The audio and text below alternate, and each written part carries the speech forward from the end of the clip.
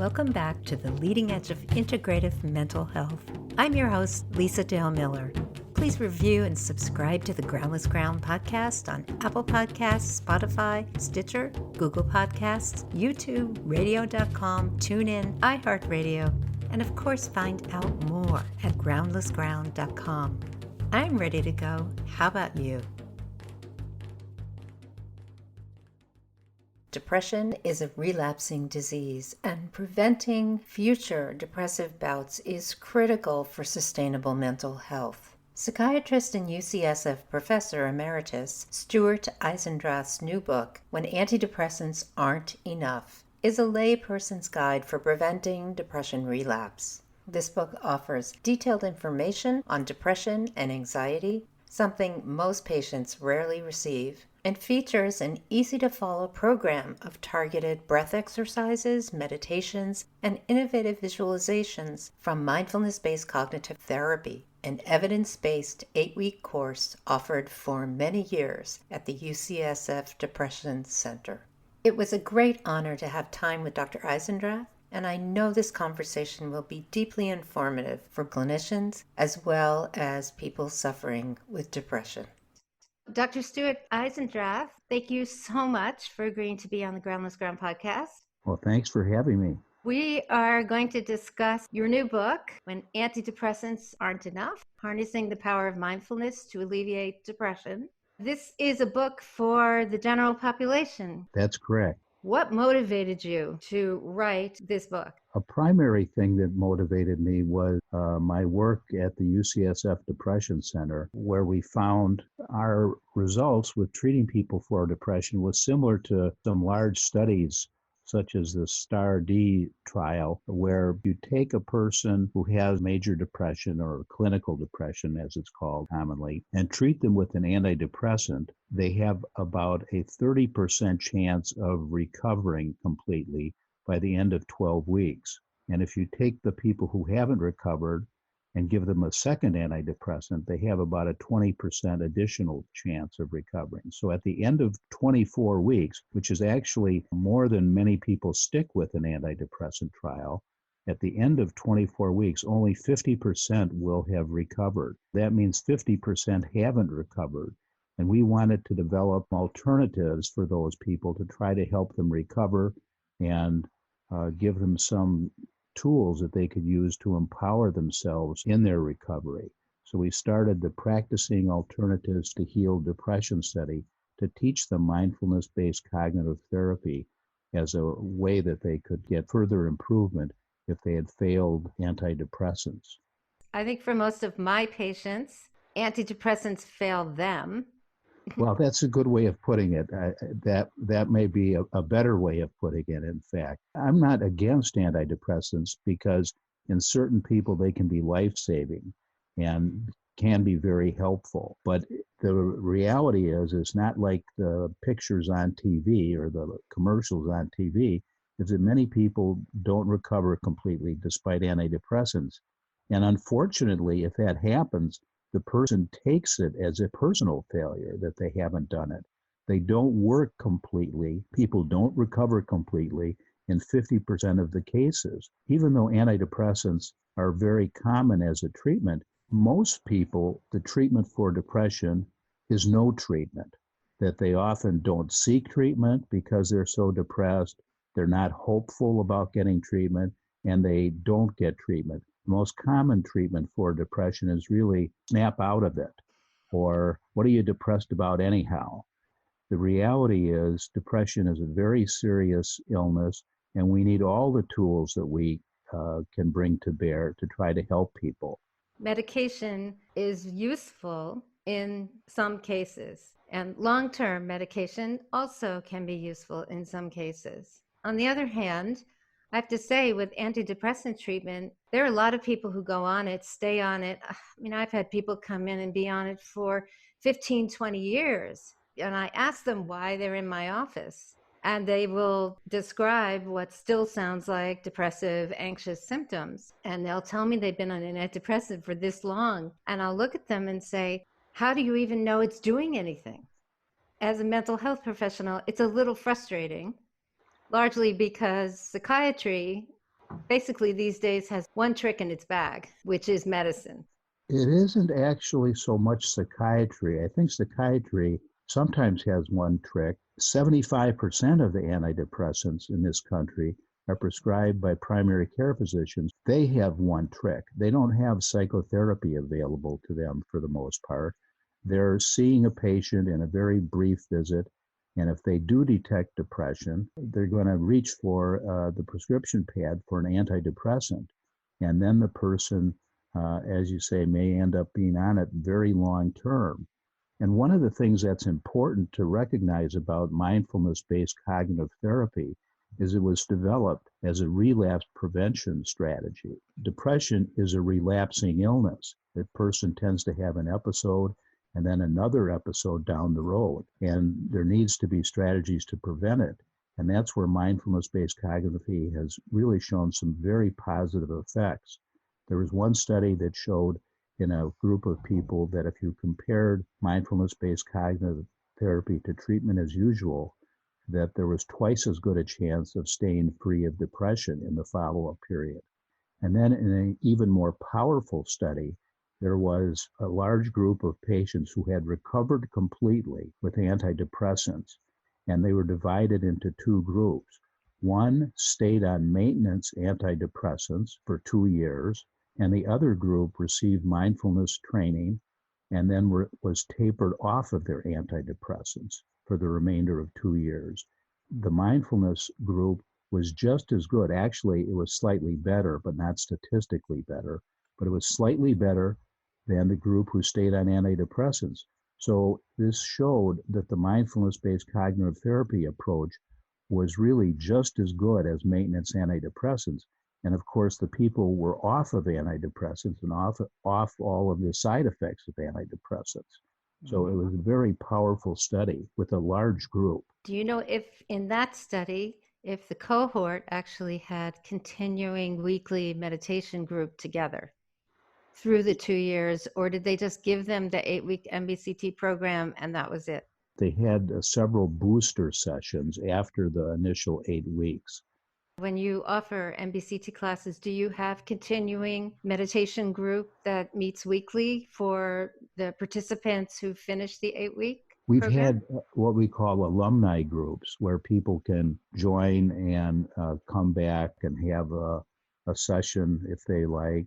MBCT has been around quite a while now. I'm wondering your journey learning about or including either MBSR first and maybe MBCT afterwards in the treatment protocol over at UCSF. What did that look like? When did you start including 8-week mindfulness programs? Well, we started really shortly after 2004. Myself and another colleague received training in mindfulness-based cognitive therapy and then came back to UCSF and wanted to introduce it there as a relapse prevention strategy.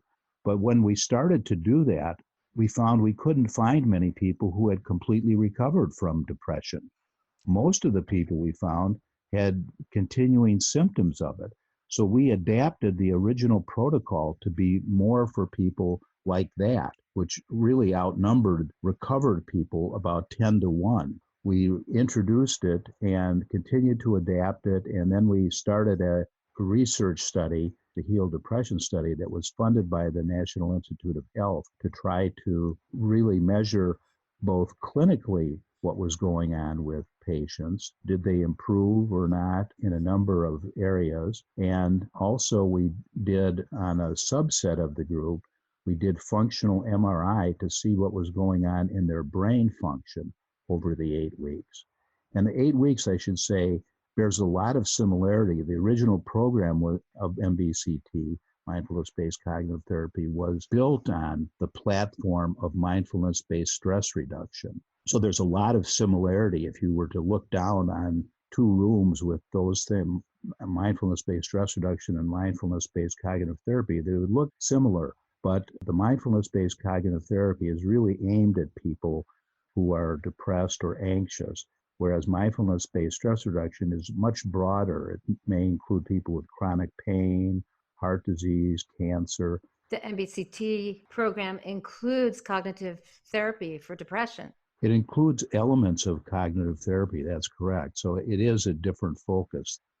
The book that you've written is very usable since you've made this beautiful distinction between recovered and ongoing set of depressive, anxious symptoms.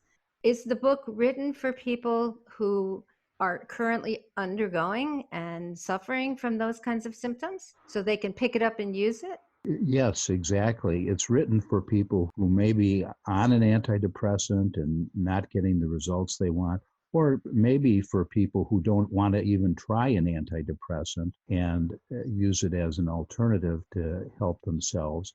And it, I think, works very well for people who are in other forms of therapy as an adjunct to that. So it can be used across a variety of coexisting treatments.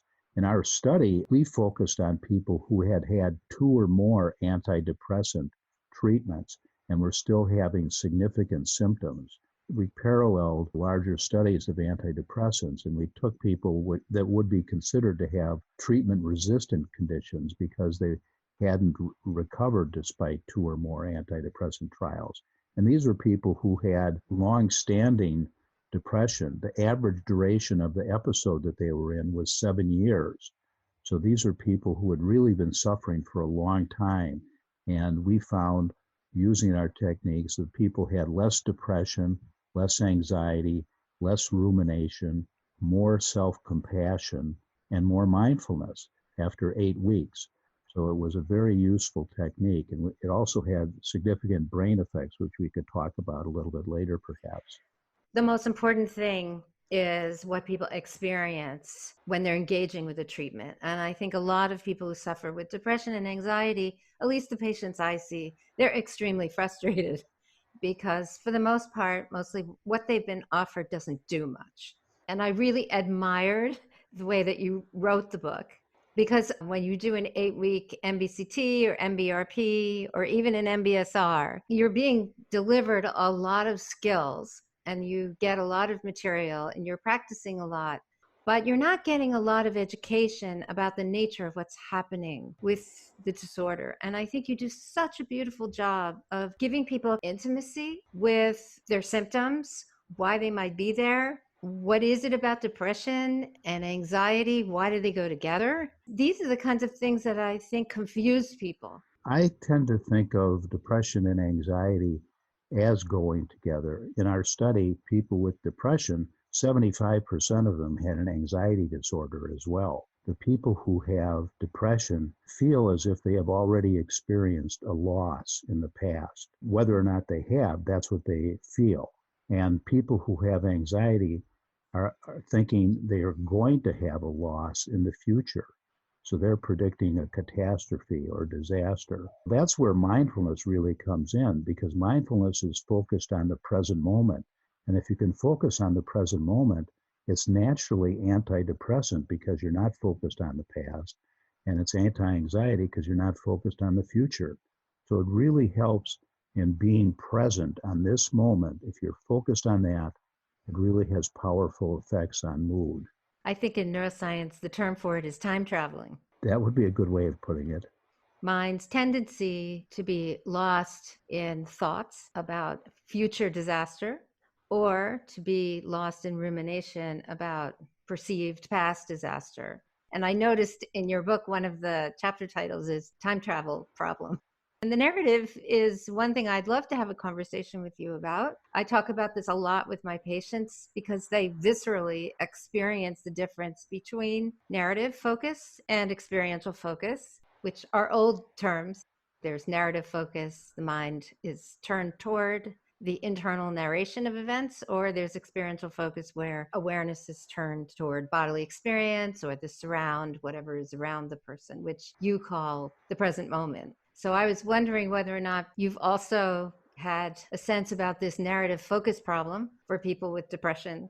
Yes, that would be one good way of thinking about people with depression is that they do have a narrative problem, both in the present moment where they may be focused on ruminations and going over the particular situations that they've experienced, running endless loops on that.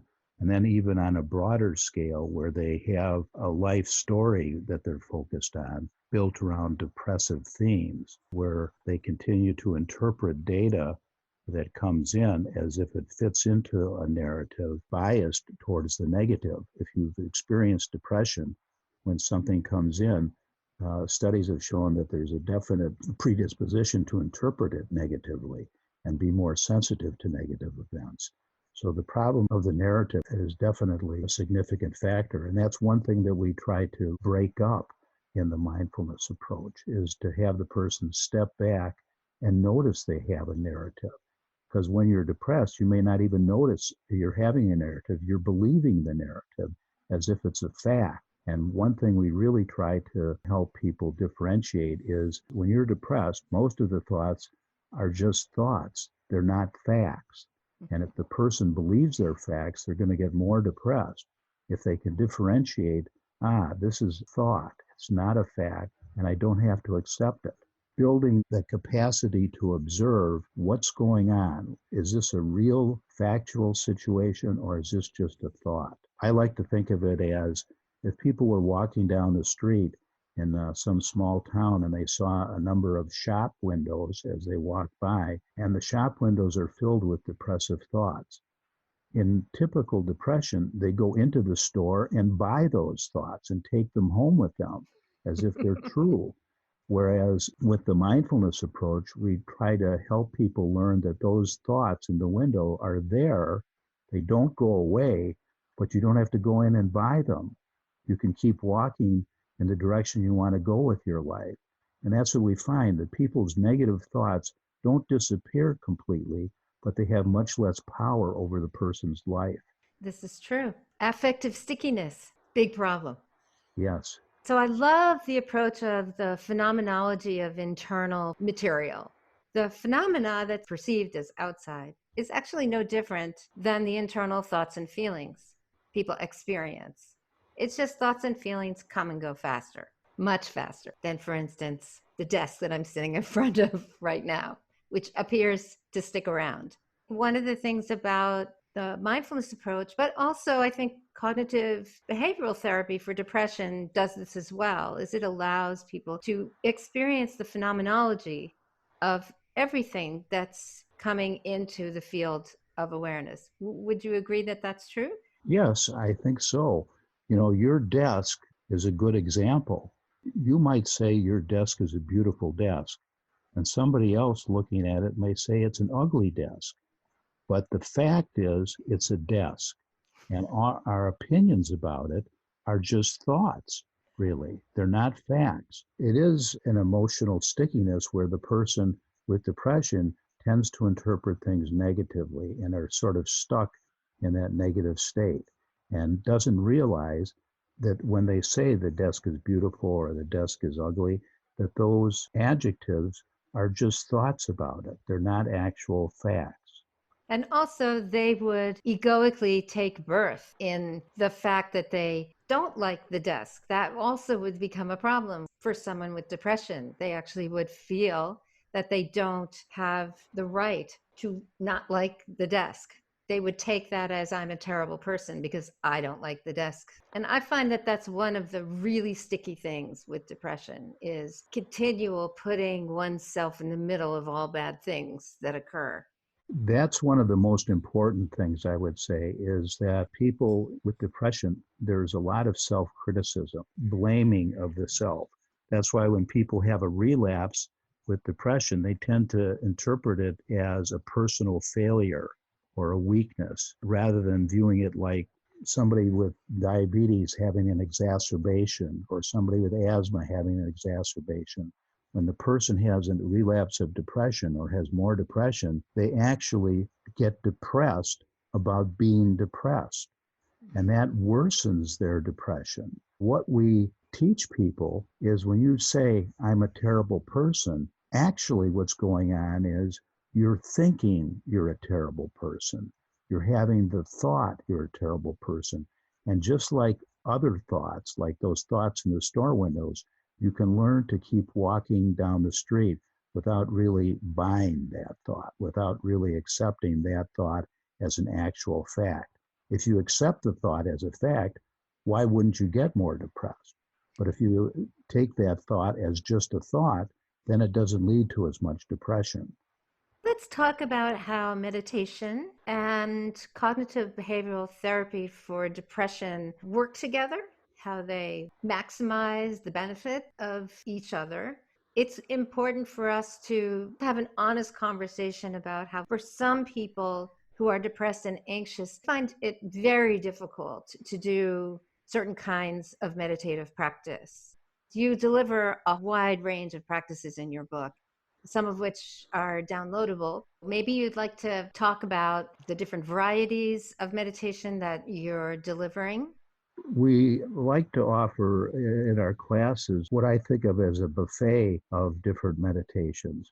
In order to build your practice, it's what works for you. We have some meditations that are 3 minutes long, some longer meditations, and some people like one versus another.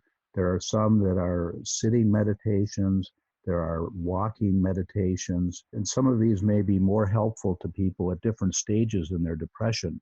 For example, a walking meditation may be very useful for somebody who's depressed, and sitting still may be uncomfortable for them. There's about, I think, 15 different meditations that are downloadable or streaming that people can use for free, actually. Not every one of these will work well for everybody. Try all of them as you go along and see what does work best for you. Certain people will build up their portfolio, as it were, of what they like to work with, and that's something they can take with them as a practice on an ongoing basis. In your studies, did you do any teasing apart which of the practices delivered in the MBCT intervention appeared to have more bang for the buck? Many people like the 3 minute breathing space. That's a very brief one. It's very portable. They can take it with them on the bus or while they're even sitting on hold for technical support. So some like the body scan. It really depends on the individual. But I'd say the one that people often say they practice the most was the 3 minute breathing space. I should say that there's no really good study that says you must do X amount of minutes per day to benefit from this. Some people say you should do 24 minutes a day or 30 minutes a day. There's one study that recently came out that suggested 10 minutes a day was fine. So there's no really good study that has a dose response effect. And it's what works best for you. Just so you know, 24 minutes is actually from the Vedas. I learned this from Alan Wallace, of all people. But I agree with you. In my work with people, I really like them to be almost practicing all day long. I deliver them practices for landing in awareness, landing where they are as much as they possibly can. And if they want to do formal meditation practice, I think that's wonderful. I did an episode with Judd Brewer. The informal practice is actually more effective than the formal practice in the studies that they've done on their apps, which I think is fascinating. I am a big fan of the method that you are offering in this book because you're continually giving people ways to do informal awareness in what is actually occurring and noticing whether or not they are experiencing internal narrative or in things the way they truly are. That's right. You can have a couple of different ways of categorizing it. One is a formal practice where you're sitting for some period of time and focusing on something like your breath, or, for example, or your body sensations. But there's another form of mindfulness, really what we call dispositional mindfulness, where a person brings mindfulness to their everyday life. So as they're walking along, they're paying attention to what the sensations are like in their feet and legs, for example. Whereas they're chopping vegetables for dinner, they're paying attention to what's going on as they're chopping the vegetables and noticing, focusing their attention on whatever they're doing. And one interesting study that was done with mindfulness-based stress reduction at the University of Wisconsin looked at people who had received mindfulness training for stress reduction, this was, And they found that people obtained just as much stress reduction when they were hardly doing any formal mindfulness training. And they actually asked the Dalai Lama, how could this be? Some people were sitting for long periods, and some people who weren't doing any formal meditation were receiving just as much, except for attending the classes. They weren't doing any homework, essentially. The Dalai Lama said, well, if they were having dispositional mindfulness, that could be just as important. If they were being mindful more in their everyday tasks in life, that could be just as important. So mindfulness is, in some ways, an attitude about focusing your attention in the present moment. I wanted us to talk about anger in general, anger and its role, how it shows up or doesn't show up in depression. You have a section on your book in anger, which I was very excited about. Thank you so much for doing that. Most books on depression don't really even talk about this very beautiful, precious emotion that is natural for human beings, but can be expressed in ways that are quite harmful. Well, I think anger is important considering depression. Anger often can derive from various situations. Maybe feeling hurt may lead to anger. I often asking, who are you depressed at? People may find it difficult to express anger towards someone important in their life and instead feel quite depressed. And helping them identify anger as being present may be very useful. I'll give you an example. A woman who I saw a number of years ago moved to San Francisco with her husband. Her husband got the job of a lifetime, and they couldn't turn it down. So she moved here from the East Coast. And she, on the other hand, gave up a job that was very important to her. She came to San Francisco and was quite depressed. In talking with her, she says, well, how could I be depressed? I'm in a beautiful city, and not really focusing on what she had given up in the move. And how could she be angry with her husband because he got the job of a lifetime and she didn't want to stand in the way of that? But meanwhile, she had lost an important part of her life. And as she was able to say, it's okay to be angry, that doesn't mean you have to act on it, but it's okay to be angry and to talk about it. And talking about it may actually take the wind out of its sail. She began to gradually feel less angry and start to do more in her life, and actually found another job that was quite similar to the one she had had, and was able to become much less depressed and recover from her depression. So anger can be a very powerful factor in depression. And we like to use this technique called the RAIN approach, RAIN. R stands for recognize. Recognize that anger is present. Ah, there's anger. And then secondly, allow it to be present. Okay, there it is. And I'm not going to deny it. I'm going to recognize that I have it and just allow it to be present. And then the I is for investigate. What is going on? Why would I be angry in this moment? Why would I be angry in this situation? What's going on? And then N is taking a non-self approach to it, as if you're looking at yourself being angry and gaining some distance and decentering from the anger, as it were, which is another important part of what we teach in mindfulness, is really to decenter, meaning to take a look at what's going on without being immersed in it. So if you can step back and observe yourself, just as if you were observing someone else, like a good friend being angry, what is that like? And how does that change the calculus of being angry? Yeah, this is an excellent example of how the method that you're putting forth in your book it's what I call a top-down methodology, mind only. Would you agree? I would agree that the examples that I just used would certainly be top down, although some of what we teach is not really top down as much as body up. For example, in the body scan, you learn to pay attention to what's going on in your body right now, something we don't often pay attention to. And as you pay attention to that, that can have its own ameliorative effects. For example, what am I holding tension in my shoulders or my lower back, and what's going on there? And that may have improvement in terms of brain functioning. That's really one of the things that Norman Farb found, is that the areas of the brain, like the thalamus, that are involved with sensations are activated in learning mindfulness.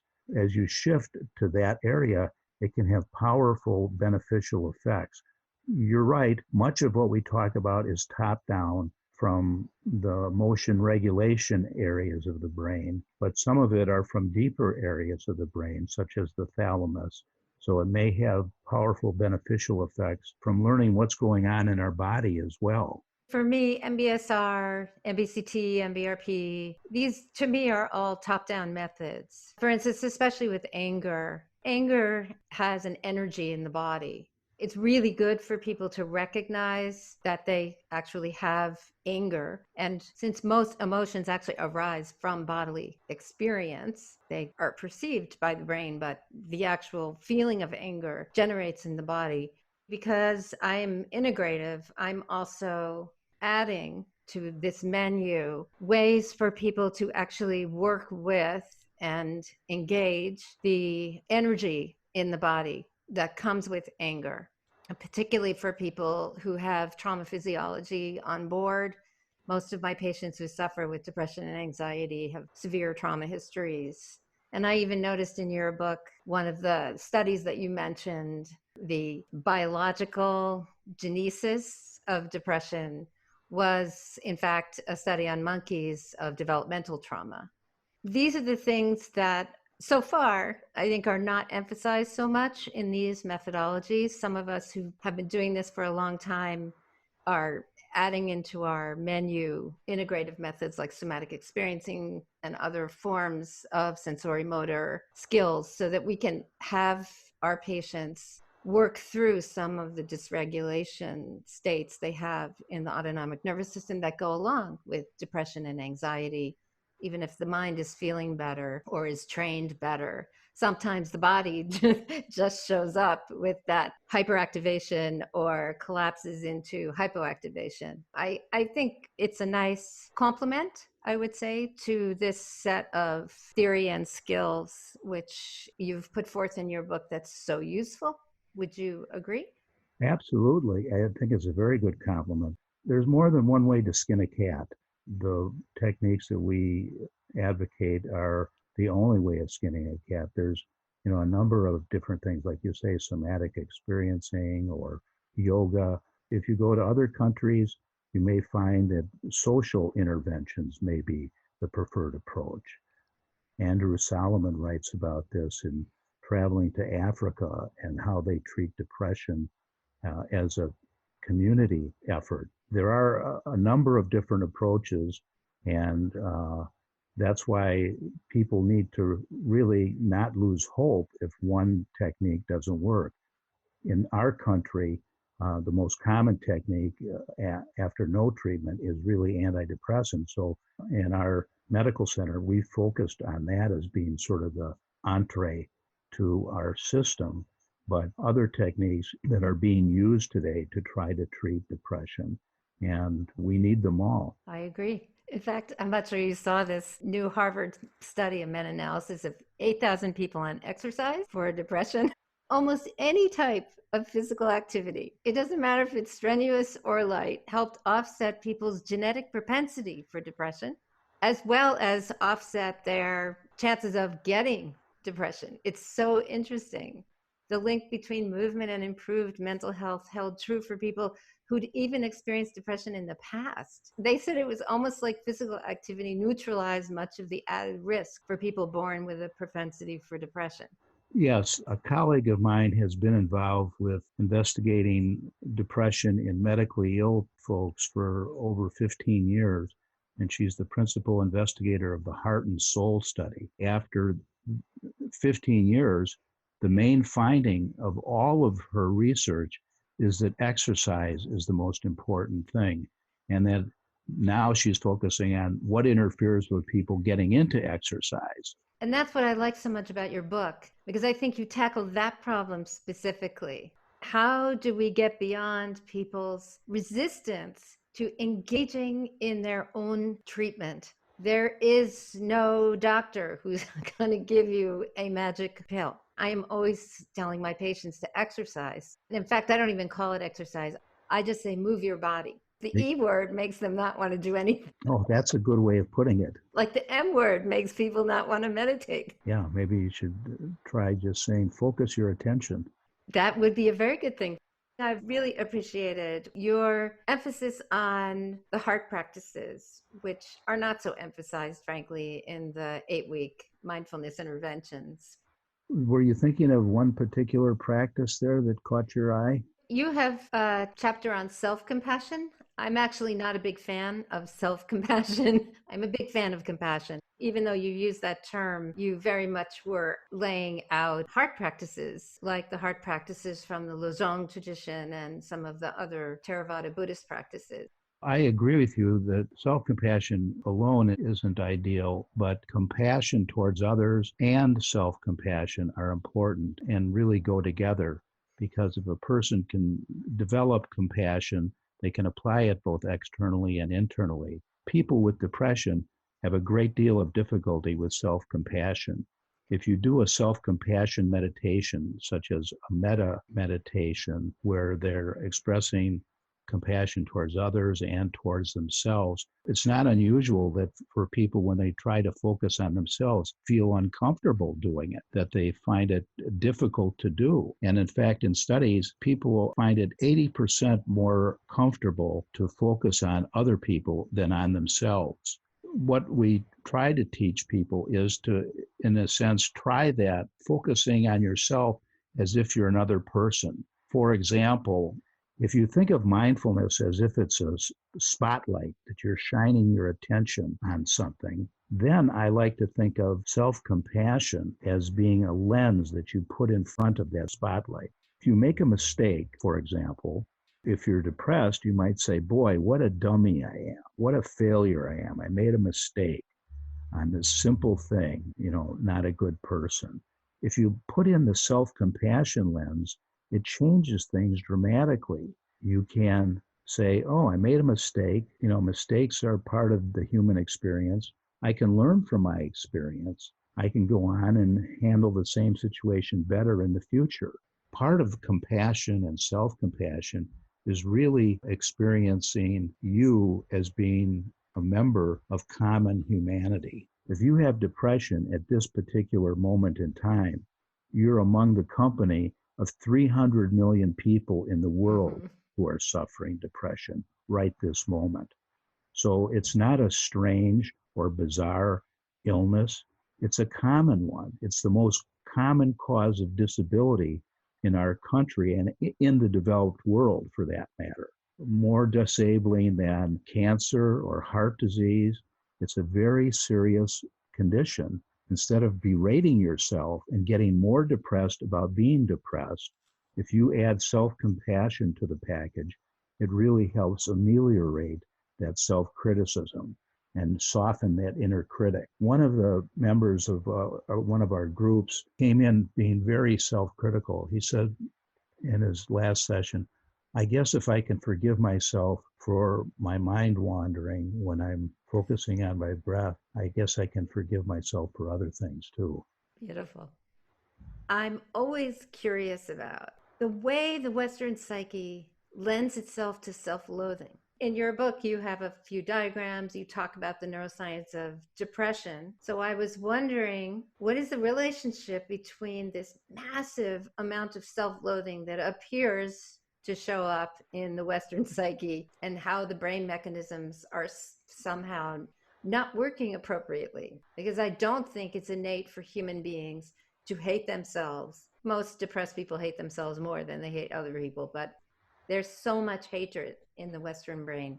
Where do you think this comes from? Well, that's a very good question. I think it can come from a number of areas. It can come from what an individual's experience is growing up and what they've experienced as they came into adulthood. They may have learned from very important figures in their life, incorporated criticisms that then become self criticisms.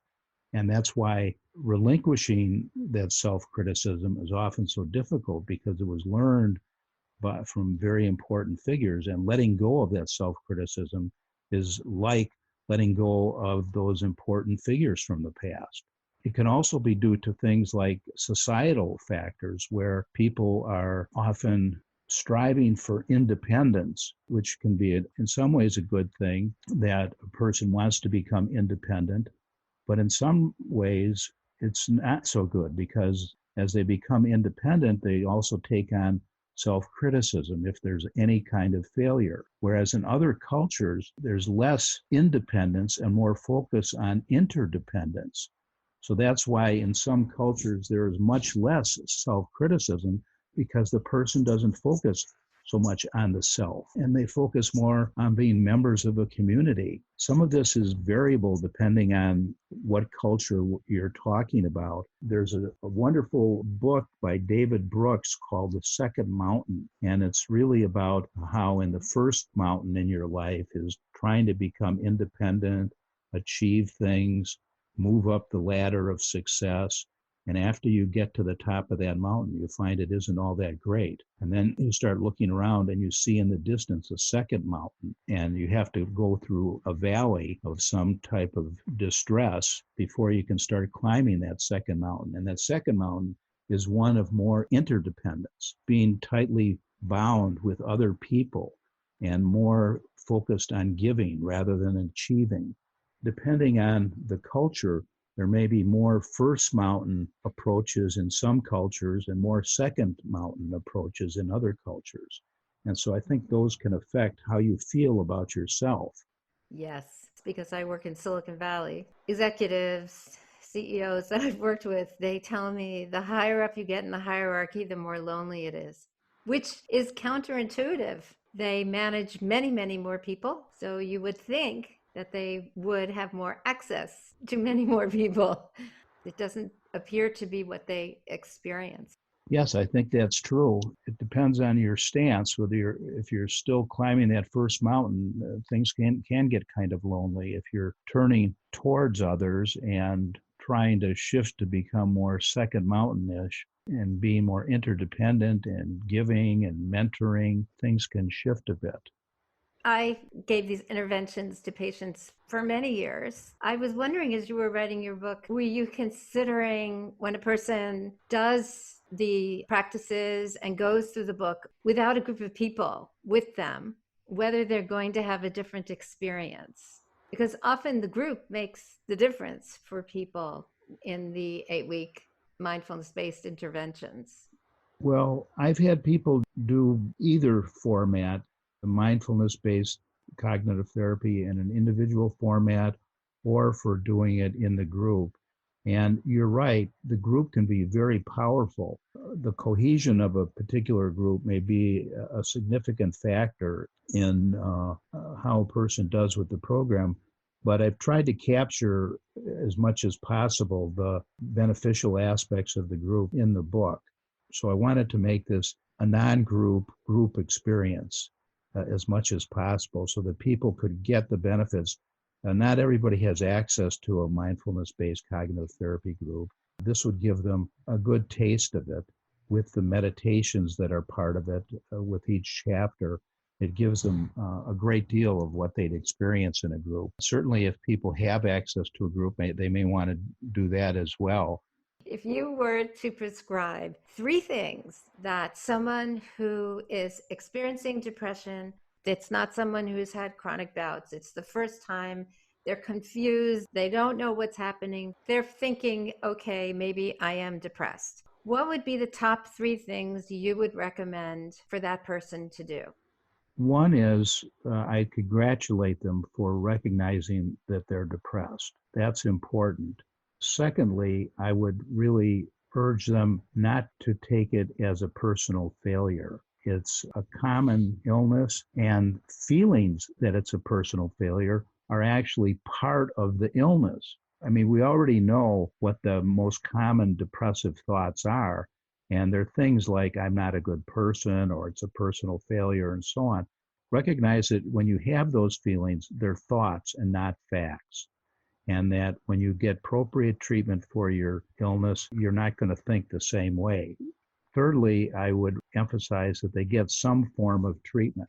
They may want to start off by reading more about depression, for example, reading my book, learn more about it, but then try to get into some formal treatment program, either individual psychotherapy, talking it over with their caregiver. Some people only have access to a primary care physician, and that's where they have to kind of start off with for treatment. There's a lot of places where they can get treatment, ranging from primary care to the mental health arena. So I think we could both agree there are several physical disorders that will give rise to depression. If a person goes to their primary care, what would you recommend would be the top 3 tests they should have to make sure this isn't being fed by a physical disorder of some kind?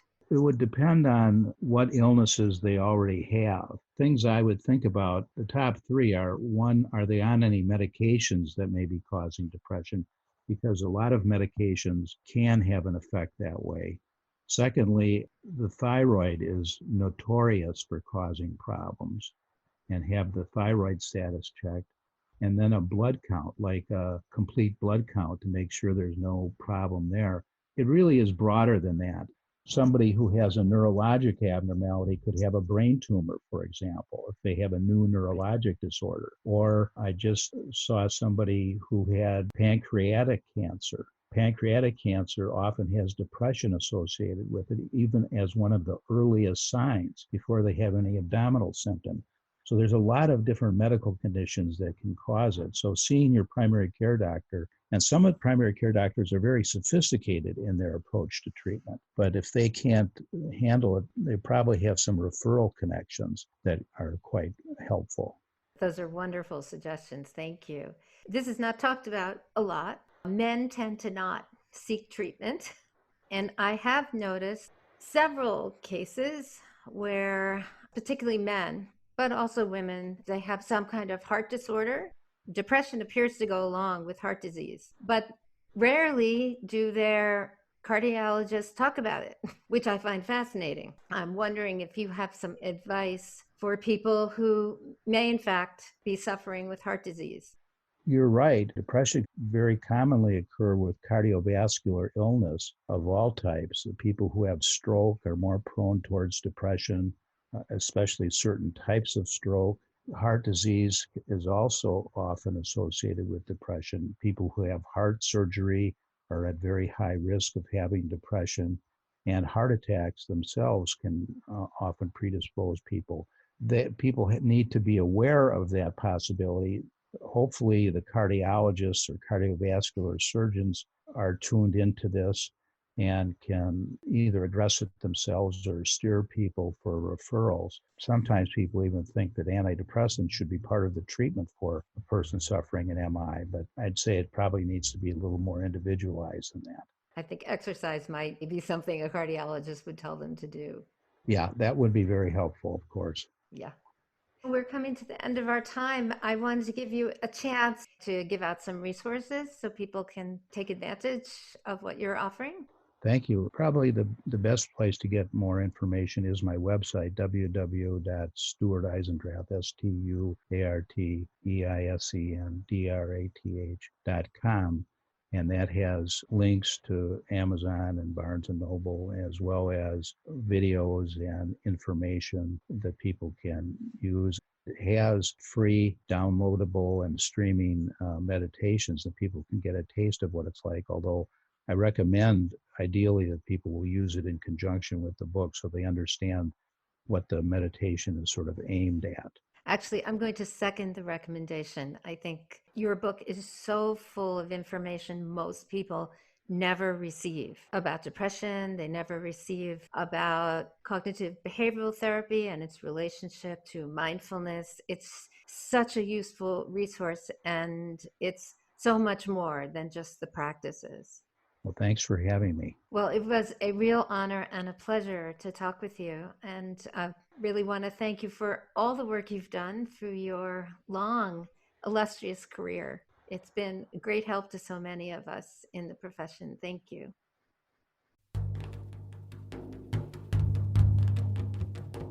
Thanks for listening to today's show.